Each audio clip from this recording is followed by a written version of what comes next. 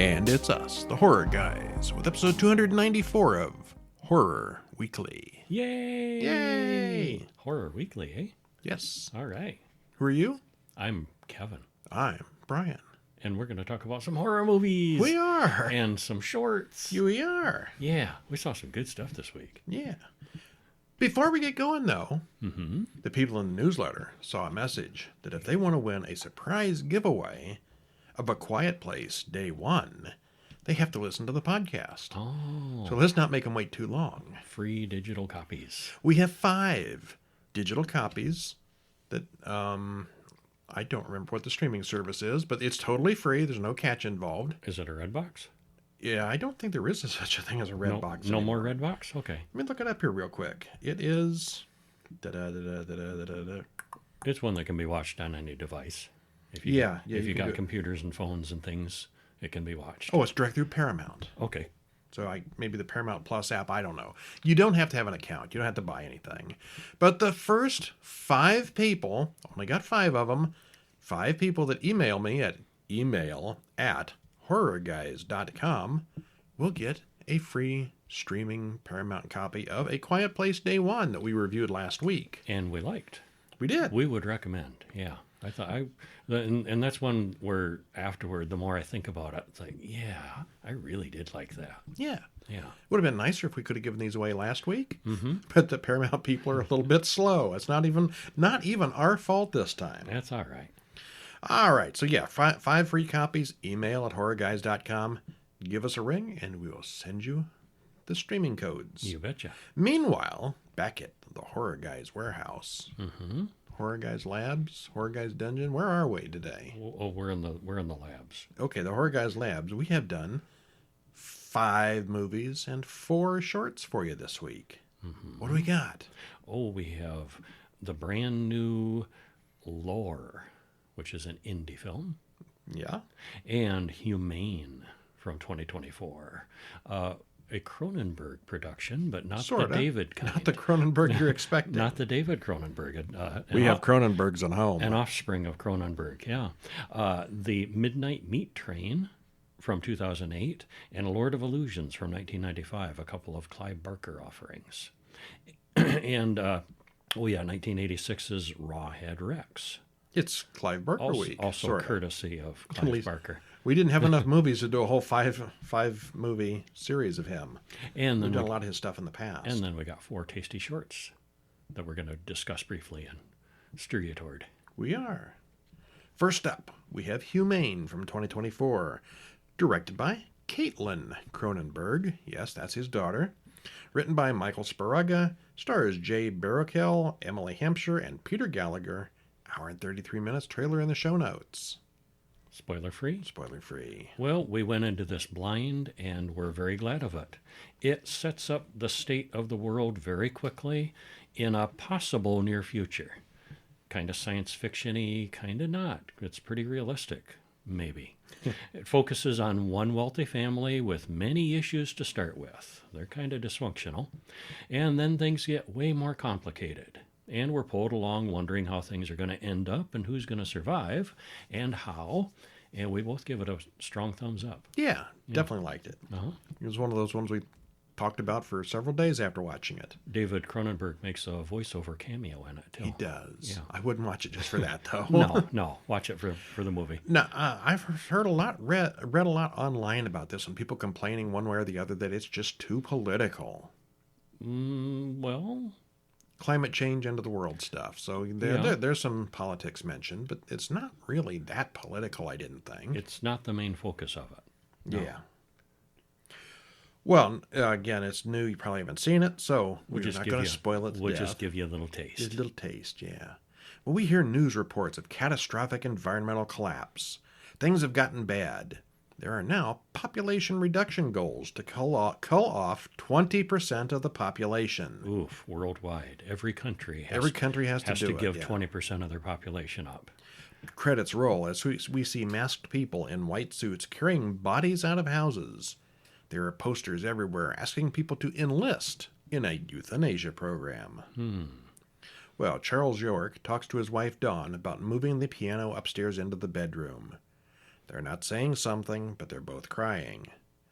Jared, Charles's oldest son, is interviewed on a TV show saying he'd let his 10-year-old enlist, which gets him a lot of flack from the other relatives. Yeah, it does. Children really aren't allowed to enlist yet. Right. Yeah. There's Yet. there's an age limit. Yeah. Rachel arrives with her daughter Mia, and Charles said that this was supposed to be an adults-only meeting. But she brought her kid, which somebody always does. Mm-hmm. You want to have an adults-only meeting and somebody brings their kid every doggone time. Almost every time. Yeah. Well, Noah, Charles's other son, calls Grace and says he doesn't want to go tonight. Ashley picks him up anyway, and they both whine about how hard it is to get an acting job. None of them know why Charles has invited them tonight. So the 4 kids are a mix of success, and 2 of them are in the news, not necessarily in a good way. Yeah. Yeah. Well, everyone finally arrives, and Dawn serves the fancy meal she's prepared. Charles apologizes for working late so many nights when they were all growing up. He's a retired newscaster. Mm-hmm. He's Walter Cronkite, I think. Basically, yeah. He's kind of weird, and all the kids notice it. There's something off. Charles announces that he and Dawn have chosen to enlist. The government is talking about drafting people for euthanasia, and he doesn't want any of them to have to do it. And Jared says those rules are for poor people, not people like them. None of the kids take the news well. Well, there are pro-enlistment ads on TV. And who does the voice for that? David Cronenberg. And the voluntary enlistment number is supposedly under 9%. So they need to boost it up. Or that's what we're being told anyway. Or do they? Yeah. The discussion soon gets political when they mention a whole bunch of undocumented immigrants volunteering for the cash payment. Yeah, and it's a big old payment. $300,000? I think it was $250,000. Okay, yeah. Yeah, because there was a couple talking about doing it together that was getting $500,000 for their kids. Yeah. So the poor and the desperate and the undocumented. So there is some political, I guess, yeah. some fishiness. Like, okay, this is a way to call the lowest denominator in society. That, and the rich people, they're less likely to need this money. So yeah, there's some controversy going on, and so there's some political stuff in it. Yeah. Well, the whole disaster has been blamed on the Asians, and Dawn, who is an Asian, her restaurant was burned to the ground because of it. Jared works for the government, and he's all in on the conservative point of view.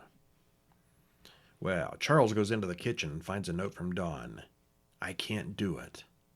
The doorbell rings, and it's Bob, the euthanasia guy, who has shown up a little early. He's friendly, chatty, and jokey about the whole thing, until he finds out that Dawn has vanished.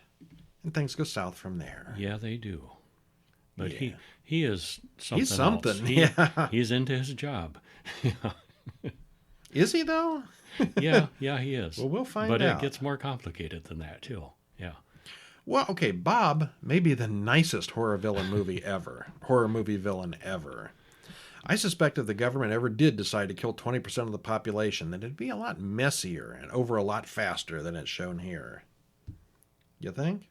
Well, Rioting in the streets and everybody murdering each other? The way they're rolling it out, though, murder and somebody is still murder.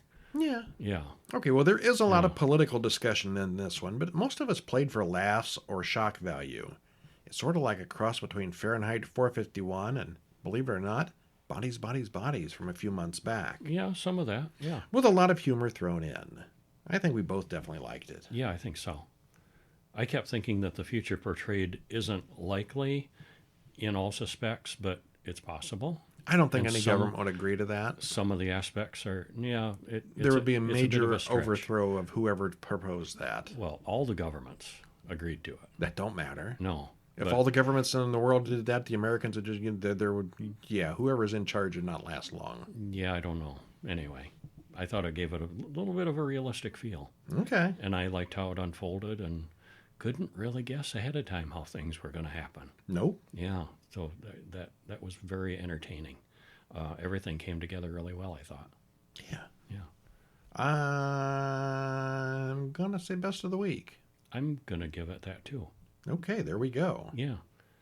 Then we're going to start with a couple of Clive Barker specials. I don't know if I can give it the best of the week because Lord of Illusions is there. Yeah, okay. And We differ Train. on And Midnight level. Meat Train is there. We differ on both of these movies. Okay. How about best of the new movies? I don't know. I liked Laura too. Yeah. It's hard to choose. It's a hard week to choose this choose. week. Yeah. Midnight Meat Train from 2008, directed by Rawhead Kitamura, written by Jeff Bueller and Clive Barker, stars Vinnie Jones, Bradley Cooper, and Leslie Bibb. This is back when Bradley Cooper was getting second billing under a guy who doesn't even speak. Yeah. Hour and 40 minutes, trailer in the show notes. He has one line. Yes, he does. Vinnie Jones does. Yeah. Spoiler free. Spoiler? No, I'll do spoiler free. You can do spoiler free. We're kind of a split opinion on this one, with me not caring for it too much, and Kevin sure that it fits somewhere in his top 100. It is very gory and bloody, dark and creepy, with a bit of mystery going on, but most things are explained in the end. Yeah, I would say it's, if you really like Hellraiser, it's the same universe, but with different stuff going on. Same vibe, yeah. Very same vibe, yeah. I suppose I should spoil that. I suppose you should. I'm going to spoil the heck out of it. A bald man wakes up on a subway train alone at night. He slips and falls into a puddle of blood. He struggles to get up and then notices a man in the next car killing someone excessively. And credits roll. And then we cut to Leon, a crime photographer, who goes home to talk to Maya. She's made arrangements with Jurgis, an artist friend of theirs, to let Leon meet Susan Hoff tomorrow morning. This is a huge deal. He's a struggling photographer, and she's trying to get him a job. Well, he wants to be an artist about it. Yes. Not just a job. Well, Susan, she wants to know more about Leon's work. He says he wants to capture the heart of the city. And she says, well, you're failing. She says he doesn't go far enough and dismisses him. Well, we cut to blurry flashes of the bloody train. Jurgis says it's encouraging that she did give him a little time, which means she sees potential. So Leon gonna keep at it. He goes out at night with his camera and takes some photos.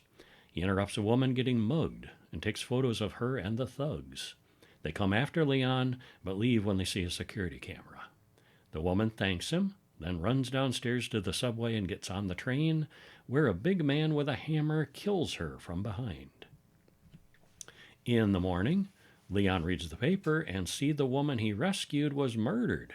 She was a model, kind of a big deal. Well, he goes to the police, and the detective thinks that Leon might be a stalker. Susan, on the other hand, really likes the photos of the mugging and the thugs. She says, get 2 more images that strong, and you'll be a part of her next show. So he's really going to keep at it now. On the subway, one man tells a couple about how modern and safe the subways are today. Until the big man from before knocks out the man's eyeball with his hammer and then goes after the other 2. Well, Leon is out with his camera again. This time he gets a photo of the big man as he emerges from the subway. He sees that the man is wearing an odd ring, and the man notices Leon as well. Later, he sees a hand wearing that ring in one of the photos he took of the mugging victim. In the morning, Leon starts following the man when he comes out of his hotel. He follows him to where he works in a slaughterhouse as a butcher. That night, the man is oddly calm, doesn't make any unnecessary moves as he waits for just the right subway train. Leon tries to follow him, but is delayed by an overzealous security guard. On the train, the man does his thing again and whacks a man, but he gets sick in the middle of it, and the man fights back. There's quite a battle between the two, and it even gets the attention of the train driver. Well, the driver comes back and shoots the victim to finish him off, and then says, I'm very disappointed in you, Mahogany. Now clean up the mess. Oh, driver's in on it. They're in on it. Yeah, this is a special train, apparently. Well, meanwhile, Leon goes home and proposes to Maya.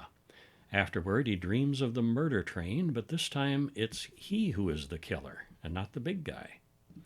Well, we cut to the big guy, Mahogany, as he cuts growths off that look like barnacles from his own chest. He's either really tough or it doesn't hurt, and he saves the little pieces in a jar. You never know when those are going to come in handy. Yeah. Well, Leon starts researching murderous butchers going all the way back to 1895. He continues to follow Mahogany at work at the meat processing plant, except Mahogany spots him and chases him around hundreds of hanging sides of beef with a huge knife. Leon eventually escapes, goes to his regular diner, and orders steak.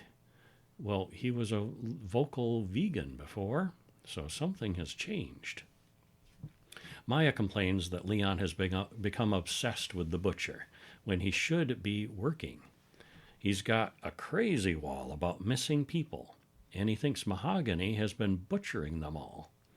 Maya comes to the conclusion that Leon's losing his mind over conspiracy theories. And he's not wrong. She's not wrong. Well, they're both not wrong. He's losing his mind, and he's onto a conspiracy. You can be crazy and right sometimes. You can, yeah.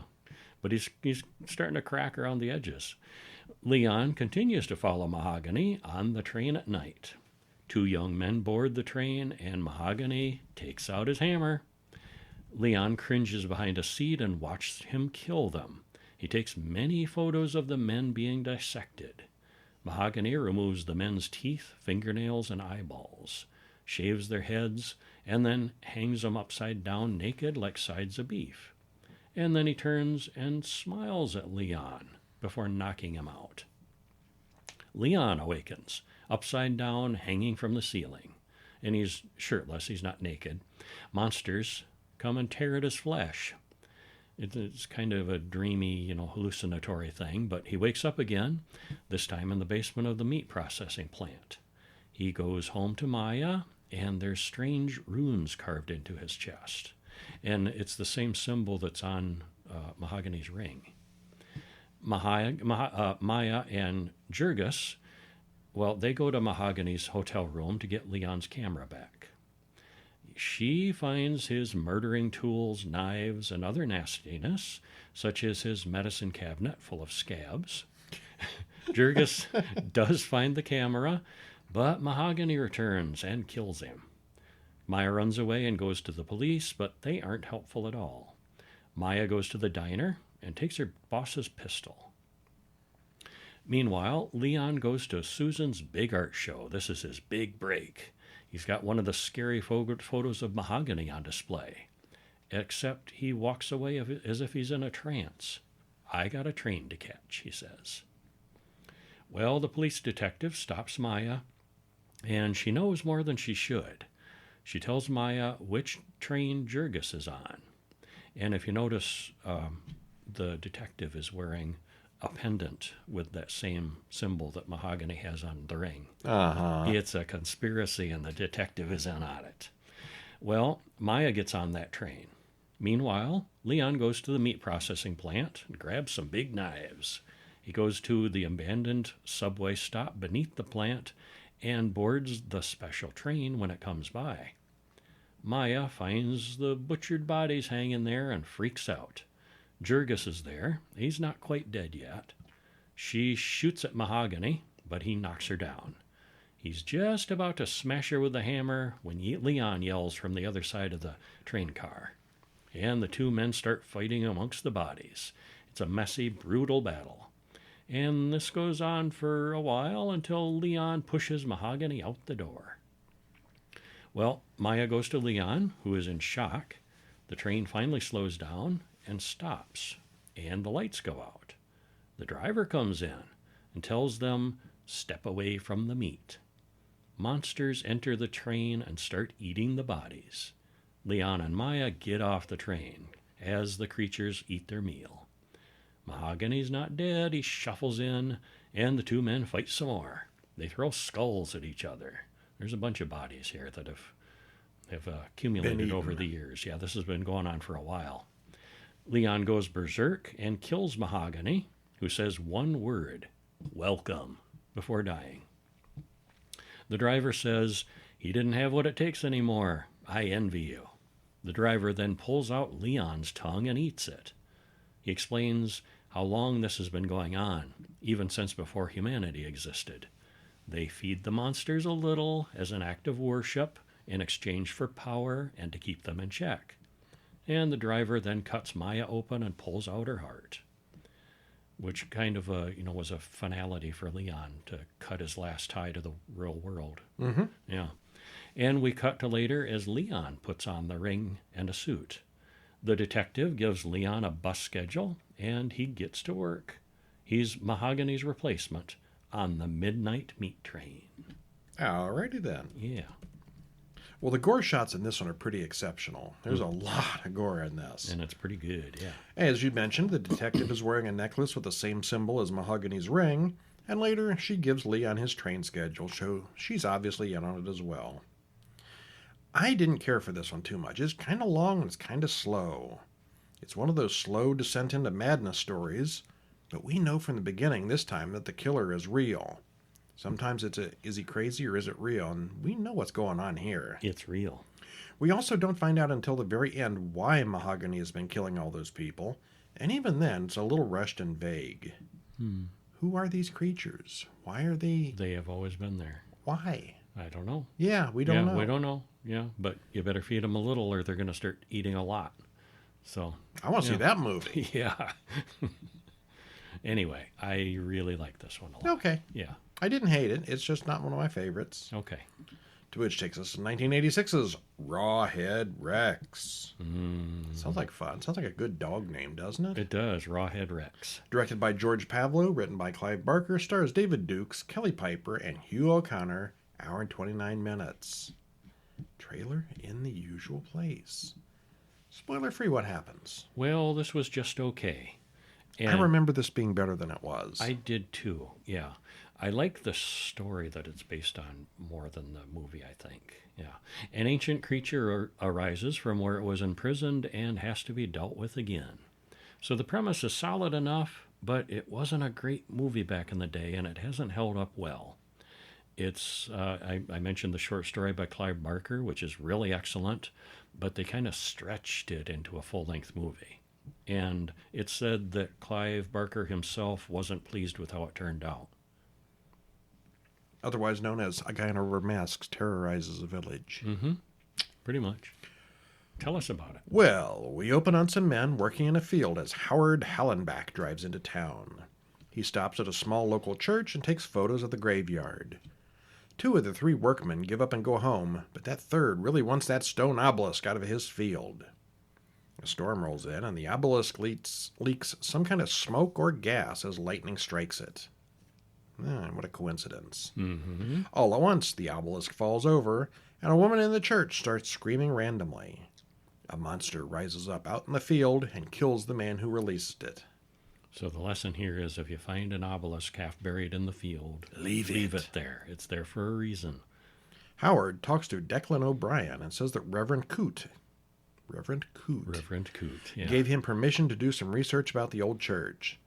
Not long after, O'Brien touches the church altar and gets a vision.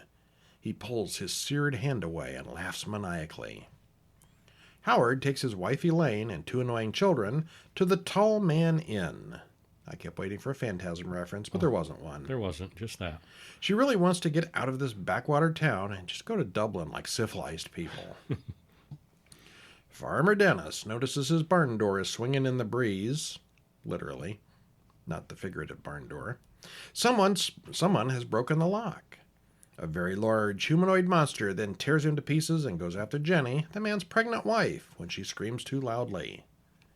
Rawhead tracks her down and tries to kill her baby, but he doesn't. Yeah, it's like he's repelled or somehow. Yeah. A man stops by later and sees all the damage, and he then finds Jenny inside there, and she's gone insane. Well, the detectives are amazed that Jenny survived the vicious home invasion. Dennis's body is simply gone, so they're not sure what happened to him. Rawhead then looks into a mobile home and sees the people inside. Andy and Katrina make out in the woods, while Andy's little brother Neil watches Rawhead eating Dennis. Yum. It attacks the couple, and Andy loses his arm. Howard's out taking a walk, and he gets a good look at Rawhead. They kind of see each other. The police find the dead man on the field next to the obelisk. Well, that makes 3. Howard goes to the police and tells them what he saw. A 9-foot-tall thing that's not human with burning red eyes. Surprisingly, they don't believe him. No, they don't. Yeah. Howard talks to Reverend Coote about the parish records, but they've all suddenly gone missing. O'Brien is there, and he's looking a little more and more sketchy, like a man possessed. Getting kind of maniacal. He finds a cryptic message about fear in the stained glass windows. Then O'Brien smashes his camera. Howard, Elaine, and the kids check out of the inn, bound for Dublin at last. Elaine sees something weird out in the field. Turns out it's just a scarecrow. Meanwhile, young Neil draws a picture of the monster for police. He must have seen it. Minty, Howard's daughter. Who names their kid Minty? Minty. It's really a nickname. Howard's daughter needs to get out of the car and pee, so they stop the car and let her go in a field. Of course, she goes way off behind a bush somewhere where no sensible parent would let her go. For all they know, there's bulls or vicious animals in this field. Mm-hmm. But no, just dead rabbits. Well, she screams at the sight of a dead rabbit, and when both parents run to protect her, Rawhead stalks Robbie in the car, who's completely oblivious until it's too late. Uh-oh. Yes, a monster finally gets to eat the annoying kid. Yep, he does. Now the police believe Howard about the monster. Howard keeps going back to the church's stained glass window that shows a red-faced monster. O'Brien talks about how people buried the devil alive. The dark ones come back. They always do. He believes the thing in the stained glass window is what killed his son. He suggests that the church was built on something far older. Reverend Coote touches the altar and gets a burn on his hand, too. There's something in the altar. Rawhead then proves that he's the worst thing to hit trailer parks since tornadoes were invented. This time, the police do arrive in a timely manner. Rawhead grabs the police detective and hypnotizes him with his red glowing eyes. Hey, that's not fair. No, now he's got another minion. O'Brien summons Rawhead, who pees all over him as Coote watches. What? Ew. Yeah, he does. Yep, he does. Coote calls the police as Rawhead comes after him. Everyone rushes to the church while Coote and O'Brien argue about who they serve. Coote holds Rawhead at bay with a cross for maybe 10 seconds. Yeah, that's not so effective. And then it kills him. As the police stand around arguing, the chief detective pours gasoline onto the cops and sets them all on fire, including himself. Howard can't wait any longer and runs up to the church, but most people are already dead. Coote tells Howard that there's something wrong with the altar. O'Brien attacks Howard, but Howard's a tough American, so that doesn't last long. You can't beat Americans. Howard grabs the altar and gets burned as well, but then he pries it open, revealing a rock inside. Howard brings the rock to Rawhead, but Rawhead eats O'Brien first. Elaine shows up as Rawhead terrorizes Howard, and she activates the magic rock. Howard says it had to be a woman. Well, it's a phallic-shaped rock or something, isn't it? It's a fertility. It's a fertility goddess. Okay. And that's Rawhead's weakness, is the female fertility. That's why he couldn't kill the pregnant woman with her baby. And the power of the stone can only be activated by a woman. Yeah. Well, the rock activates the headstones in the cemetery, and eventually Rawhead is swallowed up by the earth. Later, we cut to Andy's funeral with his annoying little brother there. Rawhead climbs up out of the grave right in front of him. He's back already? Rawhead 2. Could be. The film that was never made. Yeah, that's okay. Well, the monster is very, very obviously a tall guy in a rubber mask, but it's kind of handled all right. The acting, especially from David Dukes, who plays Howard, is really dull and bland. It's very talky and stretched out. This guy, it's like they took him from a pudding commercial or something. Oh, that's a good This comparison. is not a leading man. If you liked 80s creature features, it's not terrible, but the monster effects have not held up well. No, I didn't think so either. Pudding. Which takes us to Lord of Illusions from 1995, written and directed by Clive Barker. He was a little disappointed by his previous adaptations, and he took the helm this time around. And he learned that directing is hard. Yeah. Stars Scott Bakula, Kevin J. O'Connor, J. Trevor Edmond, and Famke Janssen. Hour and 49 minutes. Trailer in the show notes. Spoiler free, it's a tale of magic and good versus evil with a splash of noir thrown in. There are some slow places and some pretty cool places. After some disappointments with his previous adaptations, Clive Barker took the helm on this one, and if you can obtain his author-director commentary track, It's very interesting to hear what he's got to say. Mm-hmm. Some of the special effects are very dated, but it does tell a good story. Kevin is very fond of this one, sticking with it as one of his top 100 horrors, but I was a little meh. Yeah, it's a story. Yeah. Feels like a made-for-TV story. Okay. I think I watched this on the Sci-Fi Channel when it came out, and it was cut to death, and Oh. I don't think I ever recovered from that. Yeah, that would be a problem. Well, you'll have to see it for yourself to decide. Yeah. Is Right. Kevin right or is Brian right? Yeah. Well, what happens? Well, we open on a very rundown farmhouse in the desert in 1982. Nix, the leader, does a whole magic show where the Dark One has renamed him the Puritan. He holds fire in his bare hand until Swan and his friends arrive with guns. Nix has kidnapped a girl, tied up in one corner, and there's a colorful baboon in another. Nix wants Swan to beg him for power. Nix digs his fingers into Swan's head and gives him God's eyes. Swan looks at his friends, but he sees them as monsters now. He's in the process of transferring his power to Swan when the kidnapped girl shoots Nix in the back. That doesn't kill Nix, so they put his whole head in a complex iron mask to bind him, and Nix does appear to die. Why did they have that mask? Where did that mask come from? They knew they were going to need it to bind him. I want one. They knew they were going to need it because he was a nasty feller. Well, 13 years later, in New York City, Detective Harry D'Amour gets a visit from Loomis.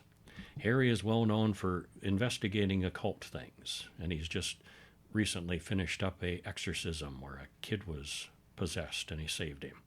We flash back to his dealings with that a little bit. Well, Loomis wants Harry to find Mr. Tappert in L.A.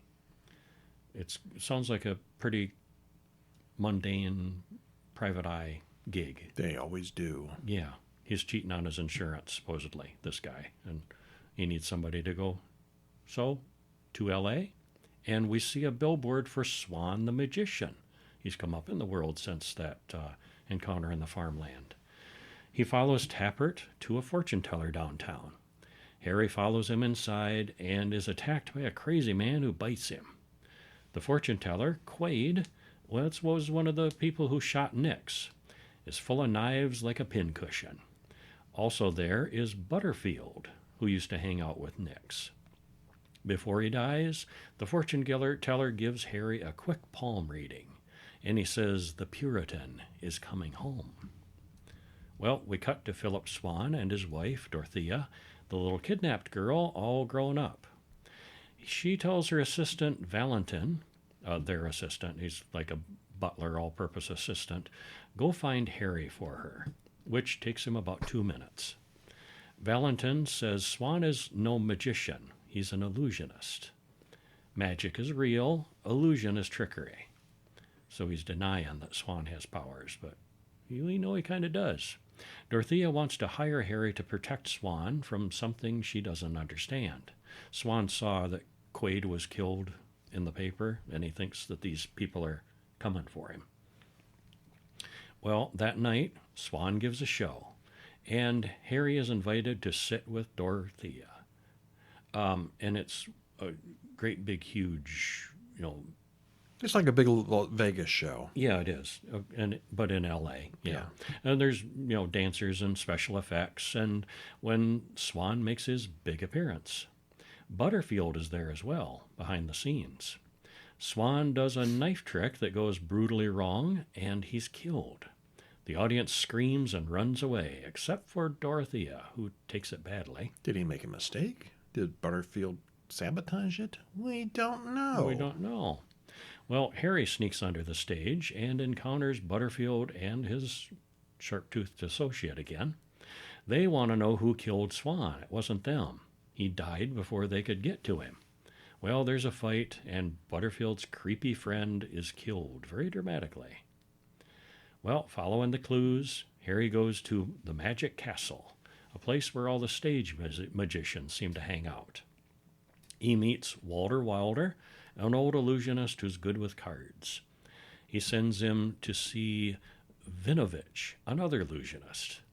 Vinovich says that everything Swan did was tainted. He was evil.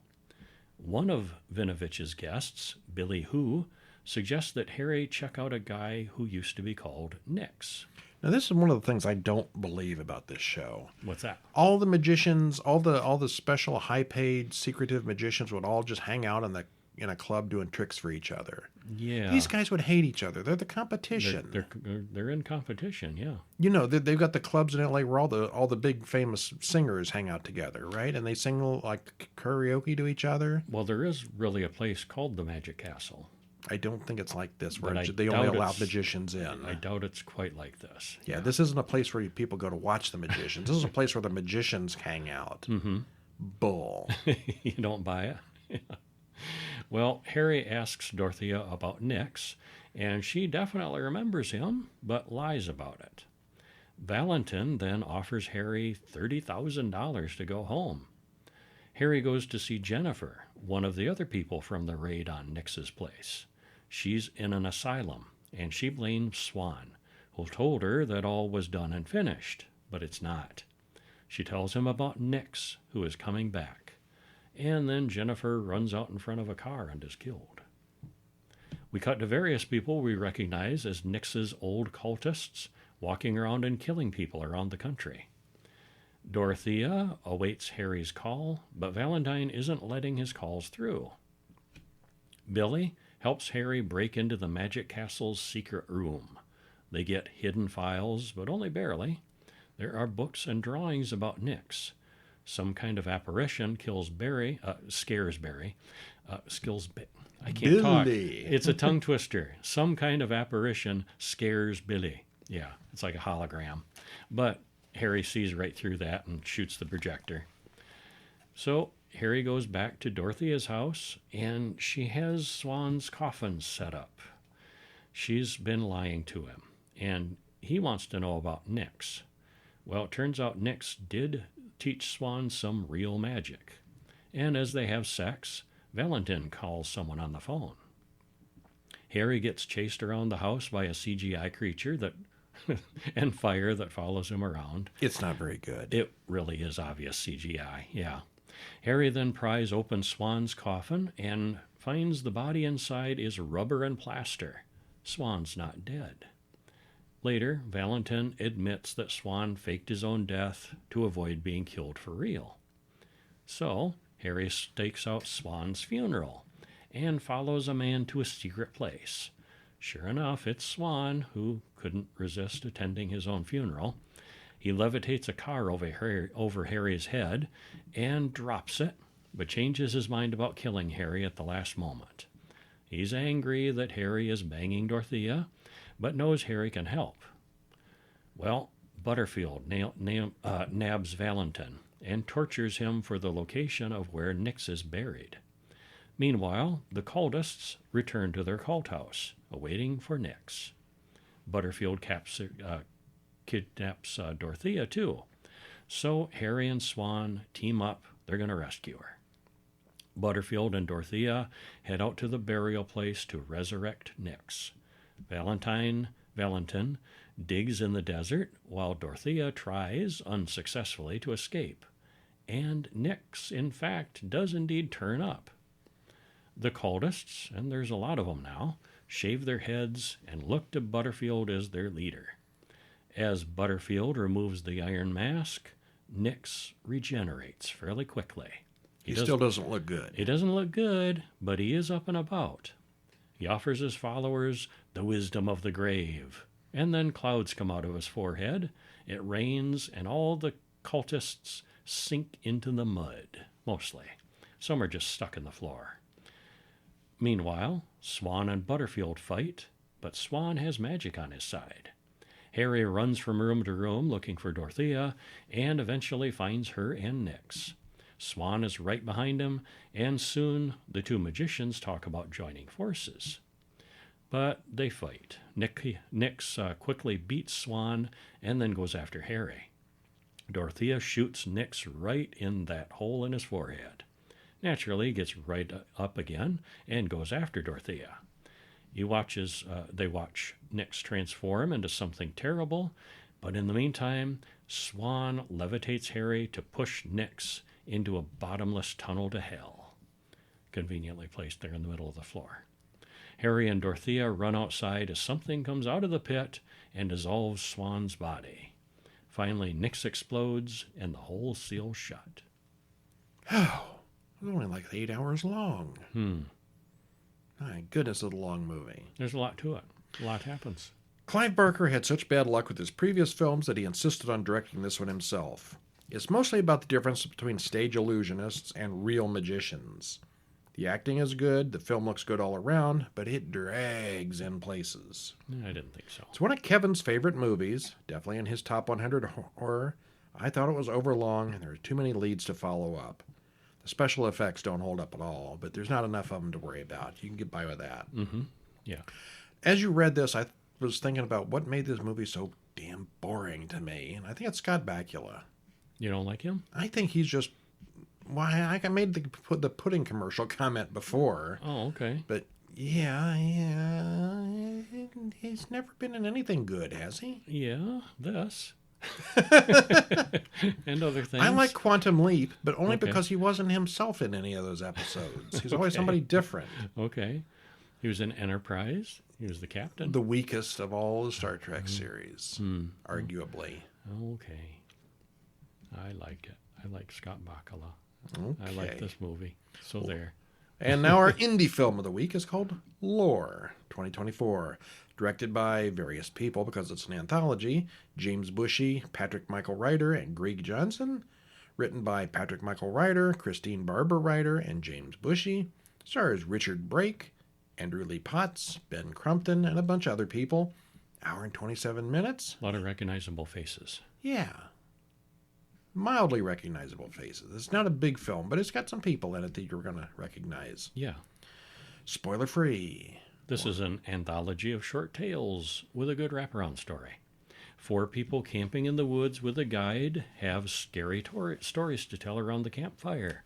And that's just harmless fun, right? They think so. Yep. Well, this was consistently good through all the sections. We really liked it a lot. Yeah, there's 4 main stories, and usually whether it's an anthology, one of them's stupid and one of them's really good, and the other 2 are kind of filler, but this one, These they were were all pretty consistently- equal. Yeah, they were all yeah. consistently decent. Very tasty. Liked it.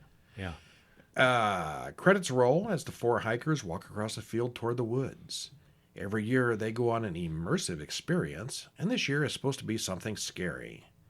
They follow a map until they come to a man named Darwin who smiles creepily. And he does. He's a creepy looking dude. Mm-hmm.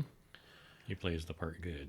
He's a bit scary himself, but then he says these 4 are the only attendees and they should set up their tents.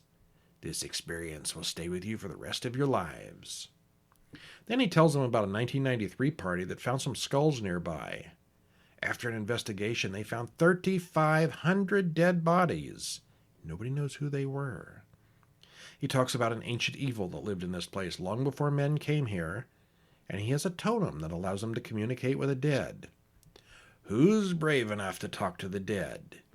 He wants them to tell the stories to these totems about things that scare them. And there's 4 campers, and each of them tells their story. And there's 4 short stories. One of them's about shadows. One,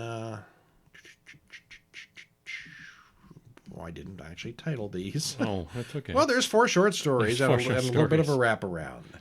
And I'm not going to tell you the stories. You're going to have to watch it yourself. If you don't want to watch it, you can read our full synopsis on the site, but it's worth watching. We liked it a lot.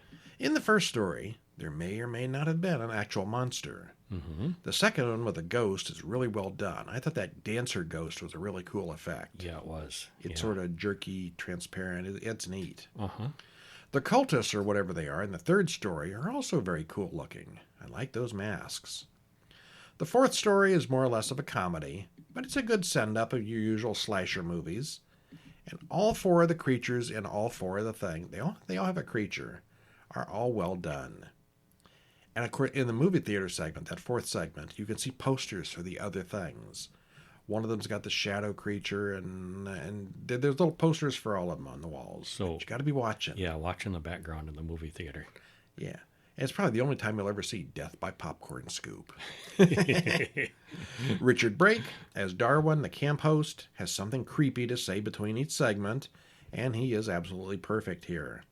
The rest of the actors, mostly I didn't recognize, but they do well with what they have, and none of the segments feel dragged out or padded. No, they were all really good. Yeah, a lot of it's hard to get an anthology just balanced just right, but this one did. Yep, excellent. Yeah, what'd you think? I liked it. I loved it.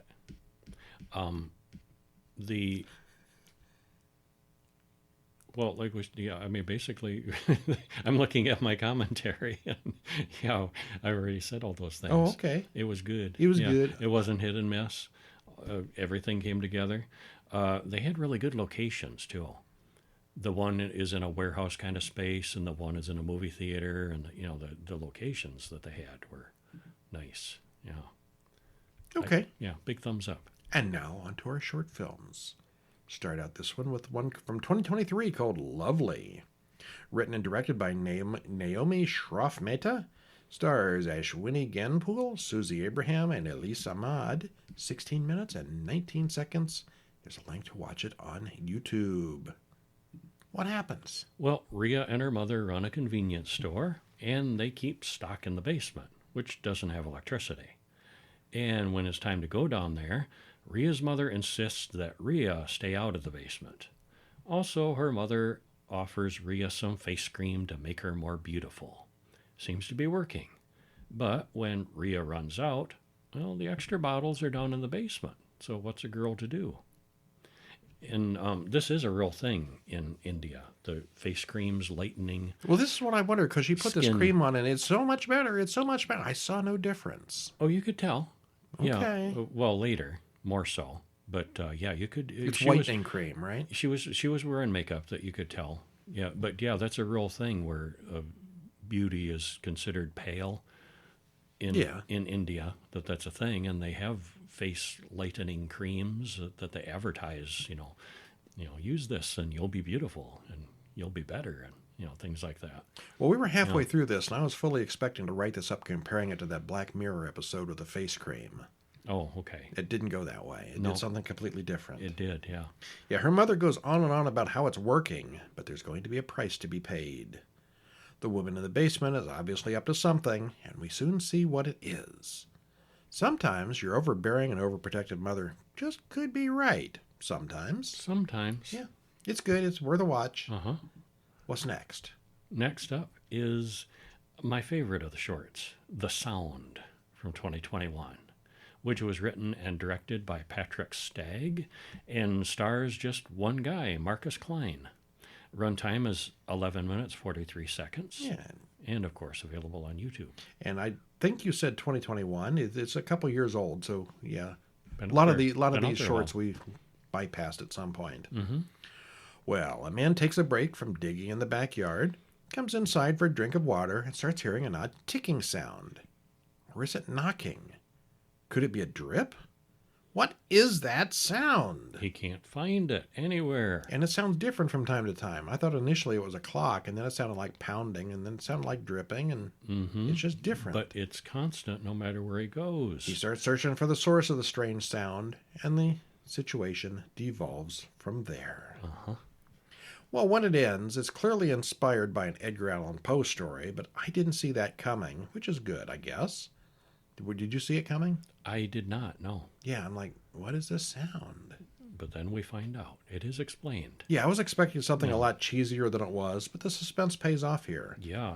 There's only one actor and almost no dialogue until the end where they explain things, but it's very effective. Yeah, they do explain things. I thought it was great. Yeah. Yeah. How about The Door? I think this is my favorite of the shorts this week. Okay. Directed by Andrew Froning. Written by Andrew Froning and Amanda Troisi. Again, 2022, not brand new. Stars Reba Landers, Brian Polak, and Christopher Kai. 12 minutes, 27 seconds. What happens? Well, Natasha goes to visit her weird Uncle Paul. He's definitely odd, and he insists that all doors either be open all the way or closed all the way. There's a little sign in every room that says this. Yeah. Close the door or open it all the way. And you gradually learn that it's not just a visit. She's there to live now. Well, he's obsessive about it. But why? He says the place is his penance, and he cannot leave. He's almost scary. Well, she goes up to her bedroom, but she's not really careful with the bathroom door and learns why he is the way he is and learns about the rule. Sometimes And you can why be it's crazy important. and correct at the same time. Uh-huh. Well, Uncle Paul's definitely got a sling blade thing going on here. Yeah, a little bit. Mm-hmm. And it really works. He's good at it. Yeah. No one actually explains the situation, but we see it all unfold, and the rules soon make sense. Mm-hmm. We don't know why exactly, but we don't really need an explanation. We know what happens. We see where it's going, and it's good. I like this one. It was good, yes. And there is dialogue in this one for once. Yes. It's not so many of these shorts are just silent films. They talk and exchange words. They yes. do, yes. Takes us to the next one, 048 from 2024. Last week on the regular show, we watched the hotel horror movie 1408. Mm-hmm. And we should have had this one on with that because it's clearly inspired by that. I think so. Yeah. Written and directed by Luke Klorek. Stars Mason Sturgis, Lee McLeod, and Charlie Bettisworth. 10 minutes and a few seconds. Watch it on YouTube. You know, and the thumbnail of it makes me think of Mr. Bean. Mr. Bean is on a poster on the wall, Yes. and he's got almost the same pose. I wonder how much that poster Definitely inspired this movie. Yeah, a little bit. Yeah. Well, Jake wakes up in the middle of the night to find Sydney knocking on his door. She says she saw someone in her room. She wants him to check it out. He does, and of course, there's no one there. Until there is. Yeah. This is like a dormitory kind of building, or I was under the impression it was a hotel, but they've got posters and stuff on the walls like they live there. Yeah, I think it's more of a dormitory situation. All right. That's how it seemed. That part is not really clear. No. Yeah.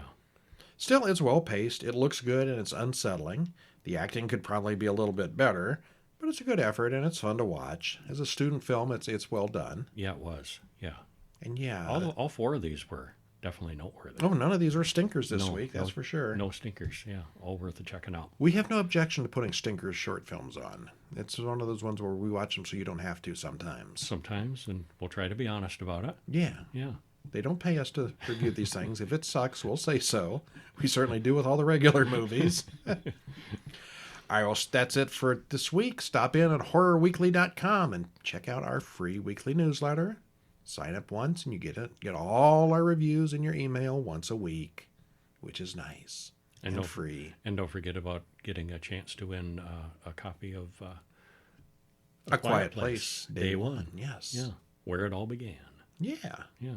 And it's not such a quiet movie. I mean, there's a lot of. Oh no, it's a very loud movie. There's a lot of It's a very much a contrast because quickly they do figure out that you have to be quiet, but there's a lot of destruction and chaos. So it's a good mix.